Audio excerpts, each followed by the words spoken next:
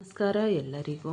ಶಿಕ್ಷಣ ಕನ್ನಡತಿಯಿಂದ ಯೂಟ್ಯೂಬ್ ಚಾನಲ್ಗೆ ತಮ್ಮೆಲ್ಲರಿಗೂ ಸ್ವಾಗತ. ಈ ತರಗತಿಯಲ್ಲಿ ನಾವು 1ನೇ ಸೆಮ್ನ 2005 ನ್ಯಾಷನಲ್ ಕರಿಕ್ಯುಲಮ್ ಫ್ರೇಮ್ವರ್ಕ್ ಅಂದರೆ 2005ರ ಸಮಾಜ ವಿಜ್ಞಾನ ಪಠ್ಯಕ್ರಮ ಚೌಕಟ್ಟು ಮತ್ತು ಅದರ ಶಿಫಾರಸುಗಳ ಬಗ್ಗೆ ತಿಳಿತಾ ಹೋಗುತ್ತಿದ್ದೀವಿ. ಪರೀಕ್ಷಾ ದೃಷ್ಟಿಯಿಂದ ಇದು ಅತ್ಯಂತ ಮುಖ್ಯವಾದ ಟಾಪಿಕ್ ಆಗಿದ್ದು ಎಲ್ಲರೂ ತಿಳಿಯಲೇಬೇಕಾದ ವಿಷಯ ಆಗಿದೆ. ಇದರಲ್ಲಿ ಪರ್ಟಿಕ್ಯುಲರಾಗಿ ಎಲ್ಲ ವಿಷಯಕ್ಕೆ ಸಂಬಂಧಿಸಿದಂತೆ ಪ್ರಶ್ನೆಗಳಿದೆ. ನಾವು ಓದಬೇಕಾಗಿರೋದು ನಮ್ಮ ಸಬ್ಜೆಕ್ಟ್ ಕನ್ನಡ ಮತ್ತು ಸೋಷಿಯಲ್ಗೆ ಸಂಬಂಧಪಟ್ಟಂತೆ ಸಮಾಜ ವಿಜ್ಞಾನಕ್ಕೆ ಸಂಬಂಧಪಟ್ಟಂಗೆ ಏನೇನು ಶಿಫಾರಸನ್ನ ಮಾಡಿದ್ದಾರೆ, ಅವನ್ನ ಹೇಗೆ ಬರಿಬೇಕು ಅನ್ನೋದನ್ನು ತಿಳ್ಕೊಳ್ತಾ ಹೋಗ್ತೀವಿ. ಮೊದಲಿಗೆ ಪೀಠಿಕೆ ಅಂದರೆ ಏನು, ಹೇಗೆ ವಿಷಯನ ಶುರು ಮಾಡಬೇಕು ಅನ್ನೋದನ್ನು ಪೀಠಿಕೆ ತಿಳಿಸ್ಕೊಡ್ತಾ ಹೋಗುತ್ತೆ. ಈ ಏನು 2005ರ ಪಠ್ಯಕ್ರಮ ಚೌಕಟ್ಟು ಎಲ್ಲಿ ನಡೀತು, ಅದರಲ್ಲಿ ಏನು ನಡೀತು ಅನ್ನೋದನ್ನು ಫಸ್ಟು ಹೇಳಬೇಕಾಗುತ್ತೆ. ಕೇರಳದ ಕ್ಯಾಲಿಕಟ್ನಲ್ಲಿ ನಡೆದ ರಾಷ್ಟ್ರೀಯ ಶಿಕ್ಷಣ ಸಂಶೋಧನೆ ಮತ್ತು ತರಬೇತಿ ಸಮಿತಿಯು 2005ರ ಜುಲೈ 8, 9, 10ರಂದು ರಾಷ್ಟ್ರೀಯ ಸಮ್ಮೇಳನವನ್ನು ಏರ್ಪಡಿಸಿತ್ತು.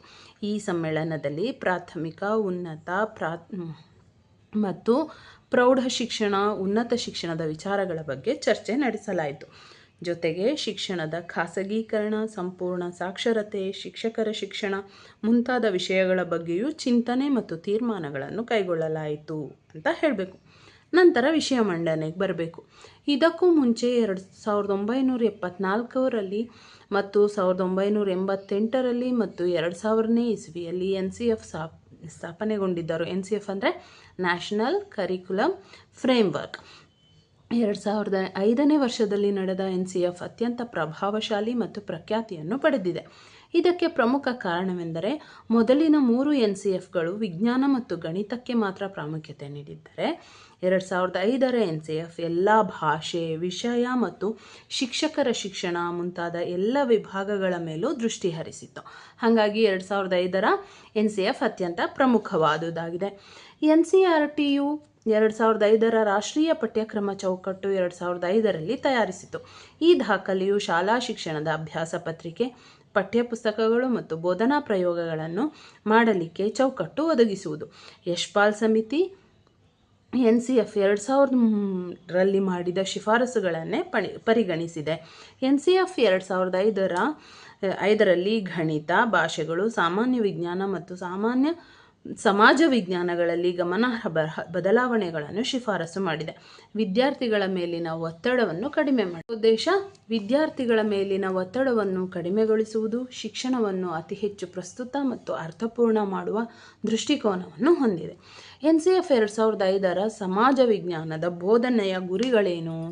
ಮೊದಲನೇದು ಪ್ರಾಥಮಿಕ ಹಂತ ಅಂದರೆ ಪ್ರೈಮರಿ ಲೆವೆಲಲ್ಲಿ ಏನು ಹೇಳಿದ್ದಾರೆ, ಮಗುವಿನಲ್ಲಿ ಅವಲೋಕನ, ಗುರುತಿಸುವಿಕೆ ಮತ್ತು ವರ್ಗೀಕರಣ ಕೌಶಲ್ಯವನ್ನು ಬೆಳೆಸುವುದು. ಎರಡನೇದು ನೈಸರ್ಗಿಕ ಮತ್ತು ಸಾಮಾಜಿಕ ಪರಿಸರಗಳ ಅಂತರ್ ಸಂಬಂಧದ ಮೇಲೆ ಮಹತ್ವ ನೀಡಿ ಪರಿಸರದ ಕುರಿತು ತಿಳುವಳಿಕೆಯನ್ನು ಮೂಡಿಸುವುದು. ಮೂರನೇದು ವಿಭಿನ್ನತೆ ಮತ್ತು ವೈವಿಧ್ಯತೆಗಳಿಗಾಗಿ ಮಕ್ಕಳಲ್ಲಿ ಸಾಮಾಜಿಕ ವಿದ್ಯಮಾನಗಳ ಸೂಕ್ಷ್ಮತೆಗಳ ಅರಿವನ್ನು ಮೂಡಿಸುವುದು. ನೆಕ್ಸ್ಟು ಎರಡನೇ ಹಂತ ಹಿರಿಯ ಪ್ರಾಥಮಿಕ ಹಂತ ಅಥವಾ ಅಪ್ಪರ್ ಪ್ರೈಮರಿ ಲೆವೆಲ್. ಮಾನವ ಜನಾಂಗ ಮತ್ತು ಇನ್ನುಳಿದ ಜೀವಿ ಪ್ರಕಾರಗಳ ವಸತಿ, ನೀಡಿದ ಭೂಮಿ ಕುರಿತು ತಿಳುವಳಿಕೆಯನ್ನು ಬೆಳೆಸುವುದು. ನಮಗೆಲ್ಲ ಈ ಭೂಮಿ ಏನು ಕೊಟ್ಟಿದೆ, ಈ ಜೀವ ಪ್ರಕಾರಗಳು ಯಾವ್ಯಾವುದಿದೆ, ಅದರಿಂದ ಏನೇನು ಸಿಗುತ್ತೆ ನಮಗೆ, ನಾವು ಈ ಭೂಮಿನ ಯಾಕೆ ಉಳಿಸ್ಬೇಕು ಅನ್ನೋದ್ರ ಬಗ್ಗೆ ಮಕ್ಕಳಿಗೆ ತಿಳುವಳಿಕೆ ನೀಡುವುದು. ವಿದ್ಯಾರ್ಥಿಗೆ ತನ್ನ ಸ್ವಂತ ಧರ್ಮ, ರಾಜ್ಯ ಮತ್ತು ರಾಷ್ಟ್ರದ ಕುರಿತು ಅಧ್ಯಯನ ಮಾಡಲು ತೊಡಗಿಸುವುದು. ಜಗತ್ತಿನ ಉಳಿದ ಭಾಗಗಳಲ್ಲಿ ಸಮಕಾಲೀನ ಬೆಳವಣಿಗೆಗೆ ಸಂಬಂಧಿಸಿದ ಭಾರತದ ಪ್ರಾಚೀನತೆಯನ್ನು ಅಧ್ಯಯನ ಮಾಡಲು ತೊಡಗಿಸುವುದು. ಏನು ಮಾಡಬೇಕು, ನಮ್ಮ ಭೂಮಿ ಬಗ್ಗೆ ತಿಳುವಳಿಕೆ ಕೊಡಬೇಕು, ಧರ್ಮದ ಬಗ್ಗೆ ತಿಳುವಳಿಕೆ ಕೊಡಬೇಕು, ಜಗತ್ತಿನ ಉಳಿದ ಭಾಗದಲ್ಲಿ ಈ ಸಮಕಾಲೀನವಾಗಿ ಏನೇನು ನಡೀತಾ ಇದೆ ಮತ್ತು ನಮ್ಮ ಪ್ರಾಚೀನತೆಯ ಬಗ್ಗೆ ಅಧ್ಯಯನ ಮಾಡಲು ಹೇಳ್ಕೊಡ್ಬೇಕು ಅಂತ ಏನು ಮಾಡಿದ್ದಾರೆ, ಶಿಫಾರಸು ಮಾಡಿದ್ದಾರೆ. ಅದಲ್ಲದೆ ರಾಷ್ಟ್ರದ ಪ್ರಕ್ರಿಯೆಗಳು ಮತ್ತು ಸಾಮಾಜಿಕ ಹಾಗೂ ರಾಜಕೀಯ ಸಂಸ್ಥೆಗಳು, ಗತಿಶೀಲತೆಗಳು ಮತ್ತು ಕಾರ್ಯಗಳನ್ನು ವಿದ್ಯಾರ್ಥಿಗಳಿಗೆ ಪರಿಚಯಿಸಬೇಕು.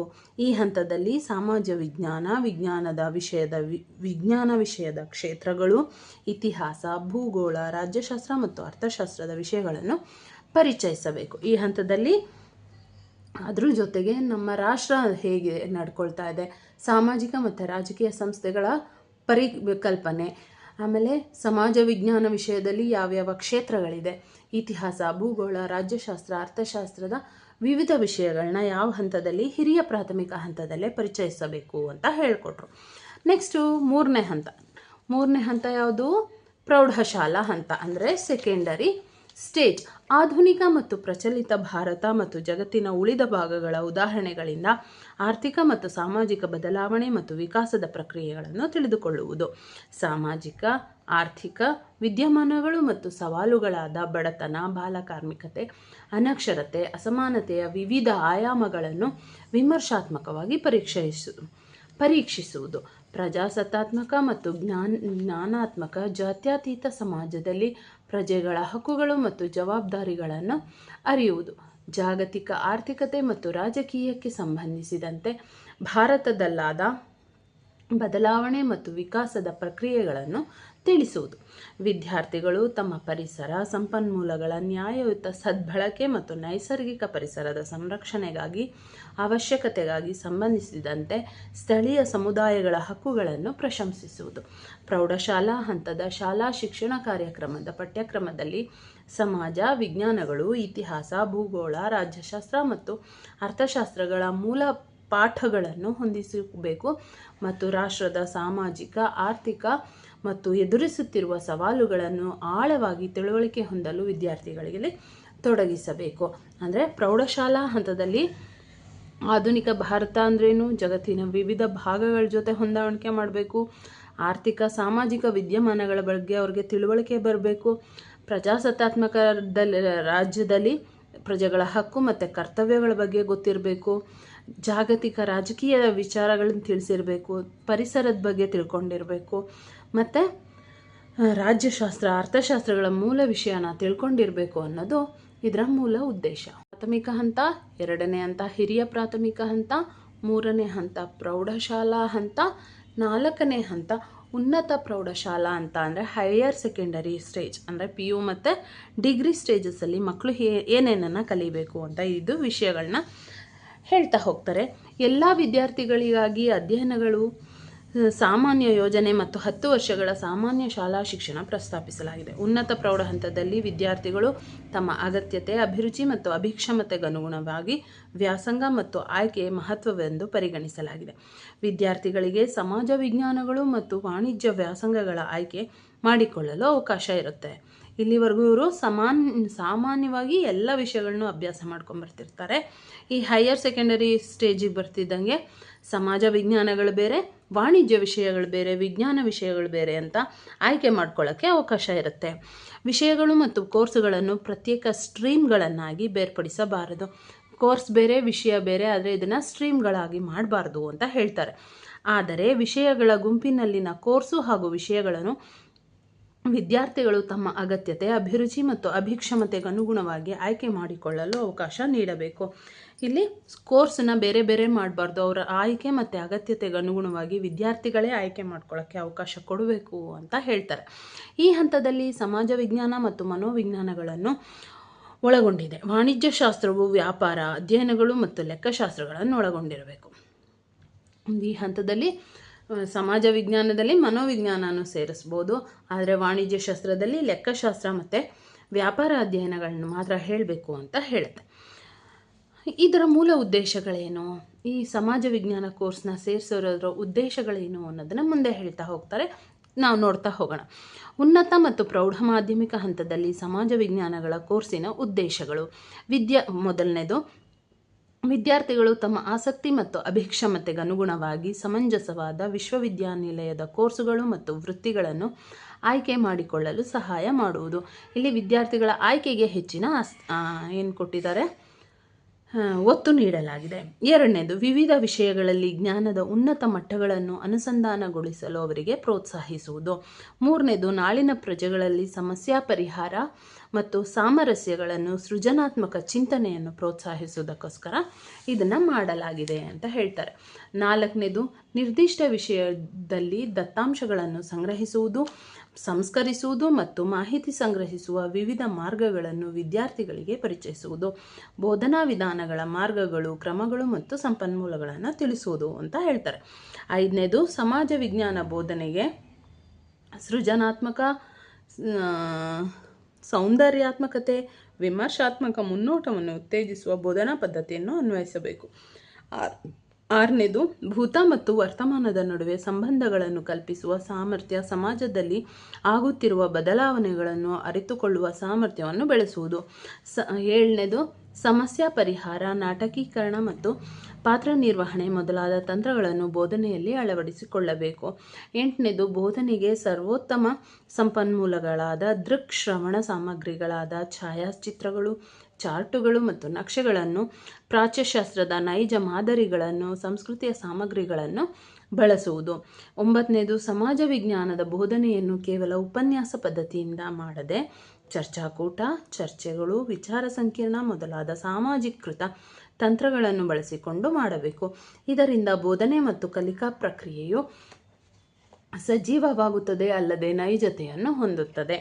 10ನೇದು ಸಮುದಾಯಗಳ ಜೀವಿತ ಅನುಭವಗಳ ಮುಖಾಂತರ ವಿದ್ಯಾರ್ಥಿಗಳಿಗೆ ಪರಿಕಲ್ಪನೆಗಳನ್ನು, ನಿಷ್ಕರ್ಷೆಗಳನ್ನು ಮಾಡಬೇಕು. 11ನೇದು ಶಿಕ್ಷಕರು ಸಮಾಜದ ನೈಜತೆಯ ವಿವಿಧ ಆಯಾಮಗಳನ್ನು ವರ್ಗಕೋಣೆಯಲ್ಲಿ ಮತ್ತು ಕೆಲಸ ಕಾರ್ಯದಲ್ಲಿ ಚರ್ಚಿಸಬೇಕು. ಇದರಿಂದಾಗಿ ಅವರಲ್ಲಿ ಮತ್ತು ವಿದ್ಯಾರ್ಥಿಗಳಲ್ಲಿ ಸ್ವಯಂ ಪ್ರಜ್ಞೆ ಹೆಚ್ಚುವುದು. ಈ ತೆರನಾಗಿ ವಿವಿಧ ಆಯೋಗಗಳು ಮತ್ತು ಸಮಿತಿಗಳು ಸಮಾಜ ವಿಜ್ಞಾನದ ಪಠ್ಯಕ್ರಮ ಹಾಗೂ ಬೋಧನಾಶಾಸ್ತ್ರದ ಅಭ್ಯಸನಗಳ ಕುರಿತು ಮೌಲಿಕವಾದ ವಿಚಾರಗಳನ್ನು ಪ್ರಸ್ತುತಪಡಿಸಿವೆ. ಅವುಗಳ ಆಮೂಲಾಗ್ರವಾದ ಅನುಷ್ಠಾನ ಕ್ರಿಯೆಯೇ ಶಾಲಾ ಶಿಕ್ಷಣದ ಎಲ್ಲ ಹಂತದಲ್ಲೂ ಜಾರಿಗೆಯಾಗಿದೆ. ವಿದ್ಯಾರ್ಥಿಗಳನ್ನು ಭಾವಿ ಪ್ರಜೆಗಳನ್ನಾಗಿಸುವಲ್ಲಿ ಪೂರಕ ಕಲಿಕಾ ವಾತಾವರಣವನ್ನು ಇದು ಸೃಷ್ಟಿಸಬೇಕು. ಉಪಸಂಹಾರ. 2005ನೇ ರಾಷ್ಟ್ರೀಯ ಪಠ್ಯಕ್ರಮದ ಆಧಾರದ ಮೇಲೆ ರಚಿತವಾದ ಕರ್ನಾಟಕ ರಾಜ್ಯ ಪಠ್ಯವಸ್ತುವಿನ ಆಧಾರದ ಮೇಲೆ ಕರ್ನಾಟಕ ಪಠ್ಯಪುಸ್ತಕ ಸಂಘವು 2010ನೇ ಸಾಲಿನಿಂದ 1ನೇ ತರಗತಿಯಿಂದ 10ನೇ ತರಗತಿವರೆಗಿನ ಪಠ್ಯಪುಸ್ತಕಗಳ ರಚನಾ ಕಾರ್ಯದಲ್ಲಿ ತೊಡಗಿದೆ. ಒಟ್ಟು 11 ಭಾಷೆಗಳಲ್ಲಿ ಭಾಷಾ ಪಠ್ಯಪುಸ್ತಕಗಳನ್ನು ಹಾಗೂ ಕೋರ್ ವಿಷಯಗಳನ್ನು ರಚನೆ ಮಾಡಿದೆ. 1ರಿಂದ 4ನೇ ತರಗತಿಯವರೆಗೆ ಪರಿಸರ ವಿಜ್ಞಾನ ಮತ್ತು 5ರಿಂದ 10ನೇ ತರಗತಿಗೆ ಕೋರ್ ವಿಷಯಗಳಾದ ಗಣಿತ ಮತ್ತು ವಿಜ್ಞಾನ, ಸಮಾಜ ವಿಜ್ಞಾನಗಳಿರುತ್ತವೆ.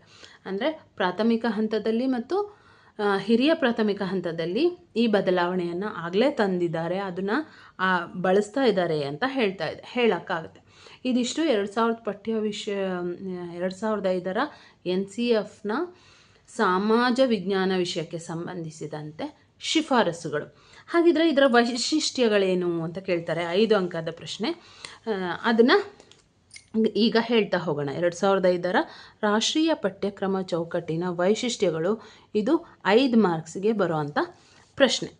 ಅದನ್ನು ಸಿಂಪಲಾಗಿ ನೇರವಾಗಿ ಪ್ರಶ್ನೆಯಿಂದ ಉತ್ತರಕ್ಕೆ ಹೋಗ್ಬೋದು. ಮೊದಲನೇದು, ಕಲಿಕೆಯನ್ನು ಜೀವನದ ಅನುಭವದ ಮತ್ತು ಅವಶ್ಯಕತೆಗಳೊಂದಿಗೆ ಜೋಡಿಸುವುದು. ನೀನು ಕಲಿಕೆ ಮಾಡಬೇಕು ಅಂದರೆ ಸುಮ್ಮನೆ ಓದೋದಲ್ಲ, ಏನೋ ಮಕ್ಕಿ ಕಲಿಯೋದಲ್ಲ. ಆ ಕಲಿಕೆ ಜೀವನದ ಅವಶ್ಯಕತೆಗಳಿಗೆ ಪೂರಕವಾಗಿರಬೇಕು ಅನ್ನೋದು ಮೊದಲನೇ ವೈಶಿಷ್ಟ್ಯ. 2ನೇದು, ಕಂಠಪಾಠ ವಿಧಾನದಿಂದ ಕಲಿಕೆಯನ್ನು ಮುಕ್ತಗೊಳಿಸುವುದು. 3ನೇದು, ಪಠ್ಯ ವಿಷಯಗಳ ಹೊರತಾಗಿ ಪಠ್ಯಕ್ರಮವನ್ನು ಶ್ರೀಮಂತಗೊಳಿಸುವುದು. 4ನೇದು, ಜ್ಞಾನದ ಅಭಿವೃದ್ಧಿಗೆ ಕಲಿಕಾ ಅನುಭವಗಳನ್ನು ಬಳಸುವುದು. 5ನೇದು, ಭಾರತದ ಪ್ರಜಾಸತ್ತಾತ್ಮಕ ನೀತಿಯನ್ವಯ ಮಕ್ಕಳ ಅವಶ್ಯಕತೆಗಳಿಗೆ ತಕ್ಕಂತೆ ಸ್ಪಂದಿಸುವುದು. 6ನೇದು, ಶಿಕ್ಷಣವನ್ನು ಇಂದಿನ ಹಾಗೂ ಭವಿಷ್ಯದ ಅವಶ್ಯಕತೆಗಳಿಗೆ ಹೊಂದುವಂತೆ ಮಾಡುವುದು. 7ನೇದು, ವಿಷಯಗಳ ಮೇರೆಗಳನ್ನು ಮುರಿದು ಅವುಗಳ ಸಮಗ್ರ ದೃಷ್ಟಿಯ ಬೋಧನೆಯಲ್ಲಿ ಅಳವಡಿಸಿಕೊಳ್ಳುವುದು. 8ನೇದು, ಶಾಲೆಯು ಹೊರಗಿನ ಬದುಕಿಗೆ ಜ್ಞಾನ ಸಂಯೋಜನೆಯನ್ನು ಮಾಡುವುದು. 9ನೇದು, ಮಕ್ಕಳಿಂದಲೇ ಜ್ಞಾನವನ್ನು ಅಭಿವೃದ್ಧಿಪಡಿಸುವುದು. ನೂತನ ಪಠ್ಯಪುಸ್ತಕಗಳನ್ನು ಅಂತರ್ಗತ ವಿಧಾನ, ರಚನಾತ್ಮಕ ವಿಧಾನ ಮತ್ತು ಸುರುಳಿಯಾಕಾರದ ವಿಧಾನದ ಮೂಲಕ ರಚಿಸಲಾಗಿದೆ. ನಮಗೆ ಇಲ್ಲಿ ಬೇಕಾಗಿರೋದು ರಾಷ್ಟ್ರೀಯ ಪಠ್ಯಕ್ರಮ ಚೌಕಟ್ಟಿನ ವೈಶಿಷ್ಟ್ಯಗಳು 9 ಇದೆ. ಆ 9ನ್ನು ಬರೆದ್ರೆ ನಿಮಗೆ 5 ಮಾರ್ಕ್ಸು ಈಸಿಯಾಗಿ ಬರುತ್ತೆ. ಈ 9 ಪಾಯಿಂಟ್ಗಳನ್ನ ನೆನ್ಪಿಟ್ಕೊಂಡು ರಾಷ್ಟ್ರೀಯ ಪಠ್ಯಕ್ರಮ ಚೌಕಟ್ಟಿನ ವೈಶಿಷ್ಟ್ಯಗಳನ್ನ ಬರೆದ್ರೆ ನಿಮಗೆ 5 ಮಾರ್ಕ್ಸನ್ನು ತಗೊಳ್ಳೋದ್ರಲ್ಲಿ ಯಾವುದೇ ಸಂದೇಹ ಇಲ್ಲ. Thank you.